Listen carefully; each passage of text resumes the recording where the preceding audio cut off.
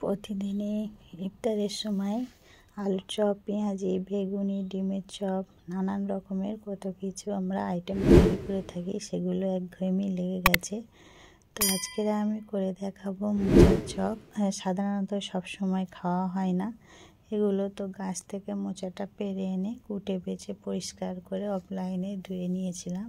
তো এখন আমি এখানে কড়াইতে পানি দিয়ে কুটে রাখা মোচাগুলো দিয়ে একটু হলুদ দিয়ে হালকা করে সিদ্ধ করে নেব। তো সেই পর্যন্ত দেখতে থাকুন সবাইকে আমার কাইয়ুম লাইফস্টাইল চ্যানেলের পক্ষ থেকে রমজান মুবারক ও আমার সালাম নেবেন সবাই। আসসালামু আলাইকুম। সবাই কেমন আছেন? তো এখানে আমার মোচার চপটা প্রায় সিদ্ধ হয়ে এসেছে। এখানে আমার মোচার চপ করার জন্য যেসব উপকরণ লাগে হচ্ছে চালের গুঁড়া, একটা ফাটিয়ে রাখা ডিম, বেসন, একটু আদা পেস্ট, একটু রসুন পেস্ট, একটু কাঁচা মরিচ, পেঁয়াজ, হচ্ছে কর্নফ্লাওয়ার, সব কিছু আমি রেডি করে রেখে দিয়েছি। আর এই যে মোচাটা আমার সিদ্ধ হয়ে গেছে, একে একে উপকরণগুলো আমি দিয়ে দেব পাত্রের মধ্যে। তো আমি এক হাতে ক্যামেরা করি আর এক হাত দিয়ে কাজ করি, তো তাই সম্পূর্ণ ভিডিওটা একটু এদিক ওদিক হয়ে যায়। তো বন্ধুরা, আপনারা একটু ভিডিওটা কষ্ট করে দেখে নেবেন।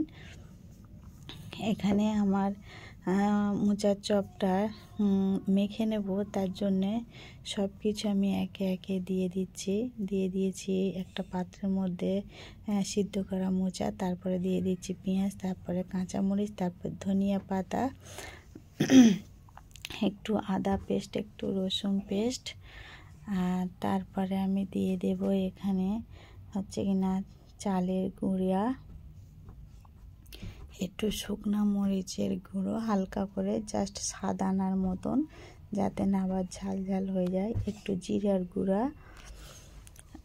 ঝাল হয়ে গেলে ভালো লাগবে না, সব জিনিসটা ঝাল খেতে ভালো লাগে না। তা হালকা ঝাল হলে, তবে মিষ্টি মিষ্টি হলে ভালো লাগে। দিয়ে দিলাম আমি বেসন, পরিমাণ মতন বেসন দিতে হবে, আবার বেশি বেসন হয়ে গেলেও ভালো লাগবে না। তারপর চালের গুঁড়া দিয়ে দিয়েছি ফেটিয়ে রাখা ডিম, তারপরে হাতের সাহায্যে আমি এটা ভালো করে মেখে নেব। অফলাইনে আমি ভালো করে মেখে কমপ্লিট করে রেখে দিয়েছি। এখন কড়াইতে দিয়ে দিয়েছি তেল, তারপর আমি এক এক করে হাতে কেটে শেপ দিয়ে ভেজে নেব। তো আপনারা দেখতে থাকুন।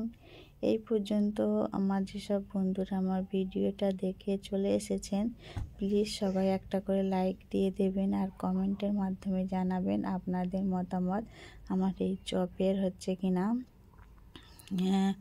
আমার মোচার চপটা আপনাদের কেমন লেগেছে, বা মোচার বড়া যেটাই বলেন না কেন সেটা আমাকে জানাবেন। আর আপনারা কে কী নাস্তা করেন ইফতারিতে সেগুলো আমাকে কমেন্টের মাধ্যমে জানাবেন।